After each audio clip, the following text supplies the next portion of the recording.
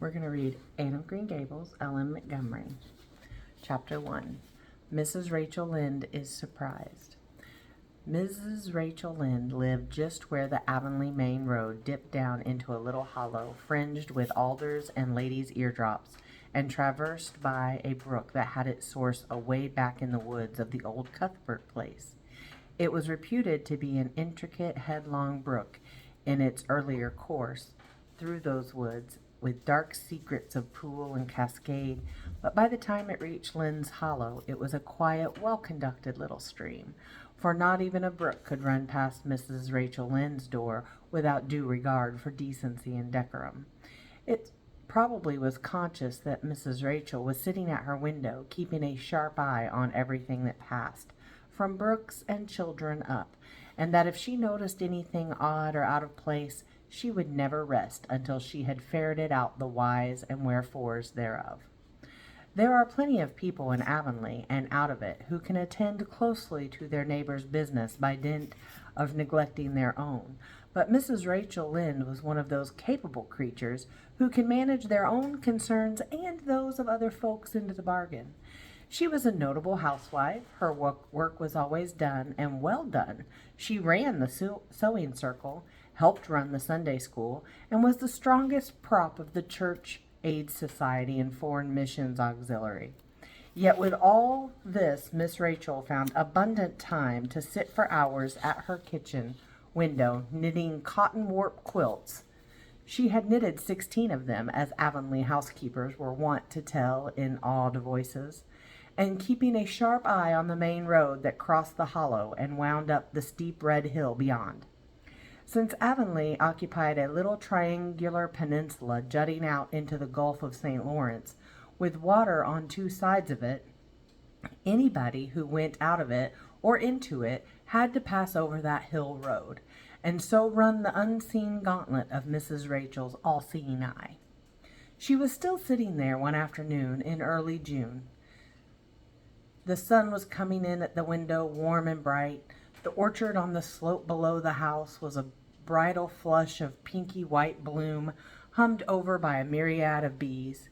Thomas Lynde, a meek little man who Avonlea people called Rachel Lynde's husband, was sowing his late turnip seed on the hill field beyond the barn, and Matthew Cuthbert ought to have been sowing his on the big red brook field away over by Green Gables. Mrs. Rachel knew that he ought, because she had heard him tell Peter Morrison the evening before in William J. Blair's store over at Carmody that he meant to sow his turnip seed the next afternoon. Peter had asked him, of course, for Matthew Cuthbert had never been known to volunteer information about anything in his whole life. And yet here was Matthew Cuthbert at 3:30 on the afternoon of a busy day, placidly driving over the hollow and up the hill. Moreover, he wore a white collar and his best suit of clothes, which was plain proof that he was going out of Avonlea.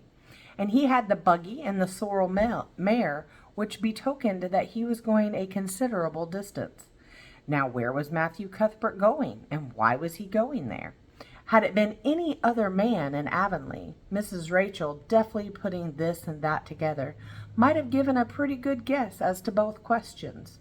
But Matthew so rarely went from home that it must be something pressing and unusual which was taking him. He was the shyest man alive and hated to have to go among strangers or to any place where he might have to talk. Matthew, dressed up with a white collar and driving in a buggy, was something that didn't happen often. Mrs. Rachel pondered as she might, could not make nothing of it, and her afternoon's enjoyment was spoiled. "I'll just step over to Green Gables after tea and find out from Marilla where he's gone and why," the worthy woman finally concluded. "He doesn't generally go to town this time of year, and he never visits. If he'd run out of turnip seed, he wouldn't dress up and take the buggy to go for more. He wasn't driving fast enough to be going for the doctor, yet something must have happened since last night to start him off. I'm clean puzzled, that's what. And I won't know a minute's peace of mind or conscience until I know what has taken Matthew Cuthbert out of Avonlea today." Accordingly, after tea, Mrs. Rachel set out. She had not far to go. The big rambling orchard-embowered house where the Cuthberts lived was a scant quarter-mile up the road from Lynn's Hollow. To be sure, the long lane made it a good deal further. Matthew Cuthbert's father, as shy and silent as his son after him, had got as far away as he possibly could from his fellow men without actually retreating into the woods when he founded his homestead. Green Gables was built at the furthest edge of his cleared land, and there it was to this day, barely visible from the main road along which all the other Avonlea houses were so sociably situated. Mrs. Rachel Lynde did not call living in such a place living at all. "It's just staying, that's what," she said, as she stepped along the deep-rutted grassy lane bordered with wild rose bushes. "It's no wonder Matthew and Marilla are both a little odd, living away back here by themselves. Trees aren't much company, though dear knows if they were, there'd be enough of them. I'd rather look at people. To be sure, they seem contented enough, but then I suppose they're used to it. A body can get used to anything, even to being hanged, as the Irishman said." With this, Mrs. Rachel stepped out of the lane into the backyard of Green Gables. Very green and neat and precise was that yard, set about on one side with great patriarchal willows, and on the other with prim Lombardies. Not a stray stick nor stone was to be seen, for Mrs. Rachel would have seen it if there had been. Privately, she was of the opinion that Marilla Cuthbert swept that yard over as often as she swept her house. One could have eaten a mill off the ground without overbrimming the proverbial peck of dirt. Mrs. Rachel rapped smartly at the kitchen door and stepped in when bidden to do so. The kitchen at Green Gables was a cheerful apartment, or would have been cheerful if it had not been so painfully clean as to give it something of the appearance of an unused parlor. Its windows looked east and west, though through the west one, looking out on the backyard, came a flood of mellow June sunlight. But the east one, whence you got a glimpse of the bloom-white cherry trees in the left orchard and nodding slender birches down in the hollow by the brook, was greened over by a tangle of vines. Here sat Marilla Cuthbert, when she sat at all, always slightly distrustful of sunshine, which seemed to her too dancing and irresponsible a thing for a world which was meant to be taken seriously. And here she sat now, knitting, and the table behind her was laid for supper. Mrs. Rachel, before she had fairly closed the door, had taken mental note of everything that was on that table. There were 3 plates laid, so that Marilla must be expecting someone home with Matthew to tea. But the dishes were everyday dishes, and there was only crab-apple preserves and one kind of cake, so that the expected company could not be any particular company. Yet what of Matthew's white collar and the sorrel mare? Mrs. Rachel was getting fairly dizzy with this unusual mystery about quiet, unmysterious Green Gables. "Good evening, Rachel," Marilla said briskly. "This is a real fine evening, isn't it? Won't you sit down? How are all your folks?" Something that, for lack of any other name, might be called friendship existed and always had existed between Marilla Cuthbert and Mrs. Rachel, in spite of, or perhaps because of, their dissimilarity. Marilla was a tall, thin woman with angles and without curves. Her dark hair showed some gray streaks and was always twisted up in a hard little knot behind, with 2 wire hairpins stuck aggressively through it. She looked like a woman of narrow experience and rigid conscience, which she was, but there was a saving something about her mouth which, if it had been ever so slightly developed, might have been considered indicative of a sense of humor. "We're all pretty well," said Mrs. Rachel. "I was kind of afraid you weren't, though. When I saw Matthew starting off today, I thought maybe he was going to the doctor's." Marilla's lips twitched understandingly. She had expected Mrs. Rachel up. She had known that the sight of Matthew jaunting off so unaccountably would be too much for her neighbor's curiosity. "Oh, no, I'm quite well, although I had a bad headache yesterday," she said. "Matthew went to Bright River. We're getting a little boy from an orphan asylum in Nova Scotia, and he's coming on the train tonight."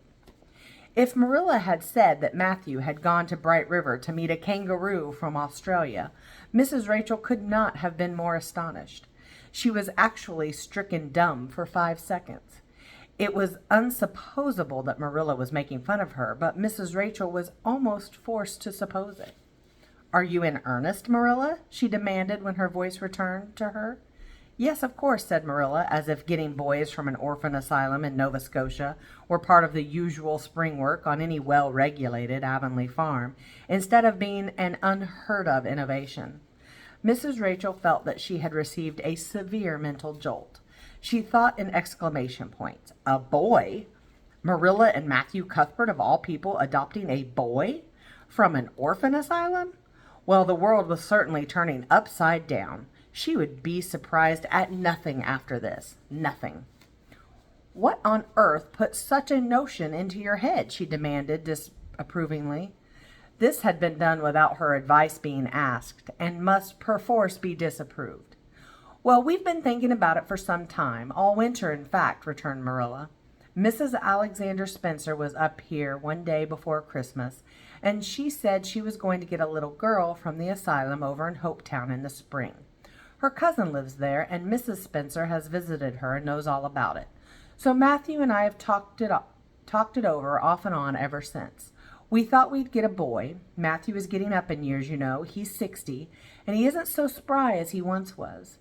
His heart troubles him a good deal, and you know how desperate hard it's got to be to get hired help.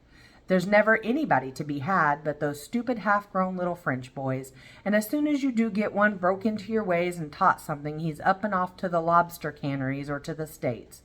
But Matthew suggested getting a Barnabo boy. At first Matthew suggested getting a Barnabo boy, but I said no, flat to that. They may be all right, I'm not saying they're not, but no London street Arabs for me, I said. Give me a native born at least. There'll be a risk no matter who we get, but I'll feel easier in my mind and sleep sounder at nights if we get a born Canadian. So in the end, we decided to ask Mrs. Spencer to pick us out one when she went over to get her little girl.